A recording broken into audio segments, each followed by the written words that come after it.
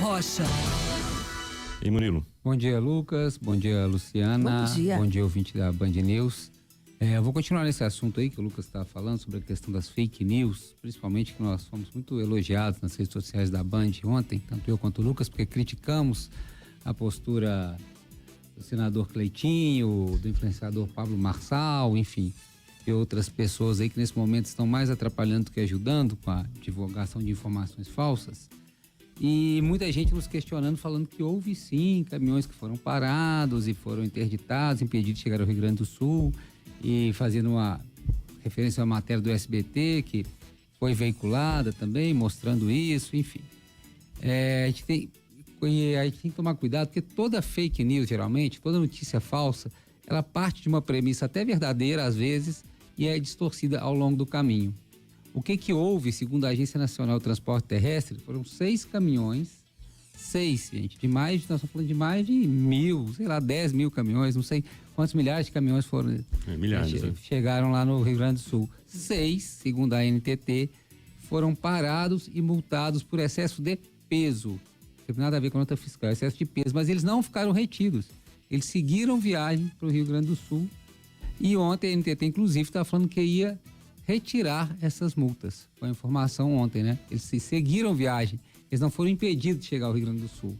Foram multados por excesso de peso e seguiram viagem. E ontem a ANTT reconheceu o erro dessas multas e vai anular essas multas. Esse foi um fato, né? Agora, a partir deste fato, se criou, né, toda uma cadeia, e geralmente é assim, há um fato verdadeiro e as pessoas, a partir dali, criam uma série de fatos, né? Vão distorcendo os fatos. Nesse caso, era dentro de uma guerra política, né, para atacar o governo federal, falou que ele estava impedindo que chegasse doações, e esse tipo de ação, inclusive, inibia as doações, né?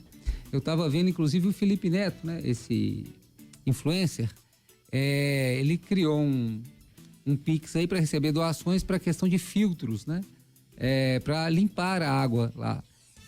Essa campanha dele o Pix dele foi várias vezes denunciado para evitar, né, as pessoas iam tentar fazer o Pix, recebiam um alerta que aquilo poderia ser um golpe.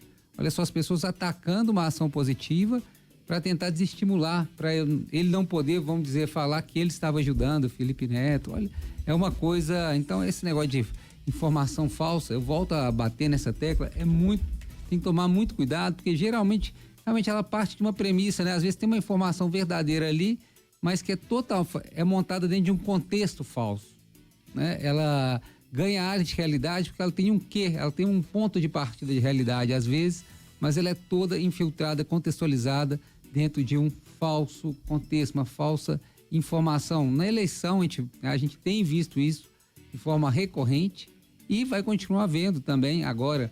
Então o alerta é esse momento dessa tragédia, mas nós estamos no ano eleitoral, a gente vai ver muito isso, tomem cuidado, assim, é difícil falar isso porque essas falsas informações, na maioria das vezes elas circulam pelo WhatsApp, né? Assim, então as pessoas recebem diretamente, sem intermediário, né? Porque geralmente as empresas de comunicação também erram, as empresas jornalísticas, mas elas têm mais cuidado, né, na apuração dessas informações, erram em tese menos. No WhatsApp não, é uma informação direta que foi manipulada por alguém para criar essa falsa sensação.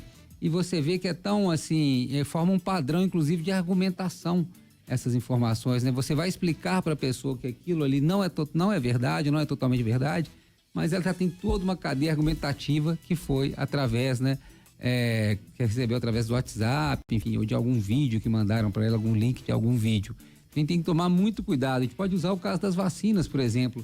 As vacinas têm contraindicação, as vacinas têm reações adversas, mas são casos, minoria da minoria, né? É um caso muito pequeno, mas vende-se como as vacinas estão matando, estão provocando infarto nas pessoas, não sei o que, ou seja, há um fundo de verdade, é que a vacina num grupo aí de, sei lá, de 1 milhão de pessoas, talvez vai ser uma pessoa que vai ter uma reação forte e adversa a essa vacina, mas pega-se esse fato e espalha-se como um contexto geral. Mesma coisa agora das doações.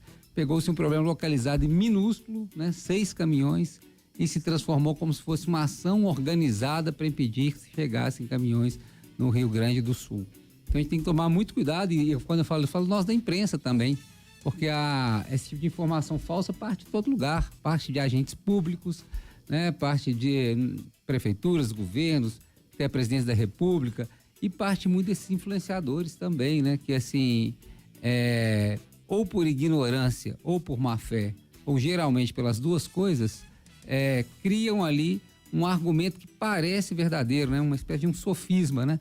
Algo que parece verdadeiro ali, mas é falso, na verdade. E parece verdadeiro porque tem geralmente, isso que eu falei, né? Ele parte de um pressuposto de alguma coisa real e a partir dali ele é tratado de maneira falsa para enganar, iludir. E é engraçado como ele cria essas argumentações, né? Se você vai tentar explicar para uma pessoa que foi contaminada por isso, ou para 10, elas vão usar a mesma linha argumentativa e não estão interessadas no diálogo, né? Não estão interessadas no diálogo. Elas querem que a razão dela prevaleça e não interessa o resto, né?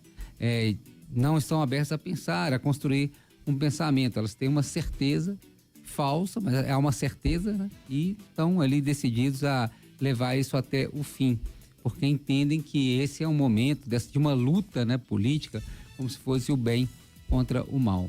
É isso, Lucas, fica esse alerta então, porque esse ano, e Luciana, porque esse ano nós vamos ter eleições, né?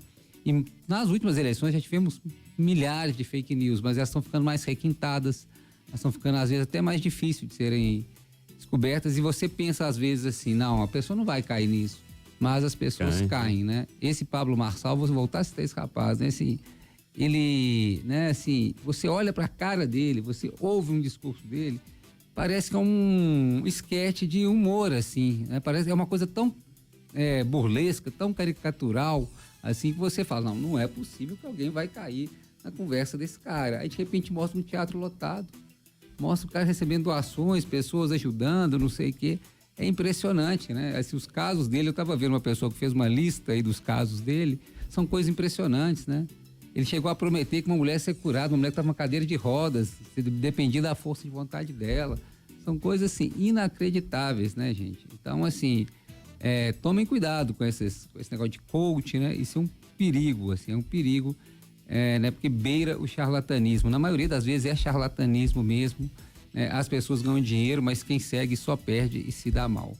Então tomem cuidado, né? Esse momento aí que há muita solidariedade da maioria das pessoas para ajudar o Rio Grande do Sul, mas também há muita má vontade, informações falsas e oportunismo, muito oportunismo. E sobre as doações, só para finalizar, eu estava vendo uma entrevista, só que as pessoas estão precisando nesse momento, né, principalmente água, né, é o ponto fundamental, água, porque não só para alimento, mas água para se banhar, enfim, outros tipos de higiene pessoal. A água tem sido fundamental, e quando se fala de roupas e calçados, eles têm pedido roupas e calçados masculinos de números maiores. Curioso esse fato, a maioria das doações são de roupas de mulheres, e quando é de homem, às vezes números menores, né? Então, sapato, por exemplo, acima de 40. Eu estava vendo um rapaz falando isso, que está trabalhando diretamente nas doações. Eu vi essa informação nesse podcast Café da Manhã da Folha. Esse rapaz deu uma entrevista para esse podcast e ele falou isso, que hoje se precisa muito de roupas, né, masculinas e de números maiores, né? É uma população aí que talvez receba menos doação, né? Parece que as mulheres doam mais roupas, né, femininas, né, e calçados também. Então fica aí para quem quer doar. Há vários canais, a CUF é um canal importante, o governo do Rio Grande do Sul tem um outro canal, enfim, há vários canais sérios aí, só você procurar, né? Não se aventura nesses canais muito personalistas, né? Você pode ficar na dúvida e acabar se dando mal. É isso, Lucas, Luciana.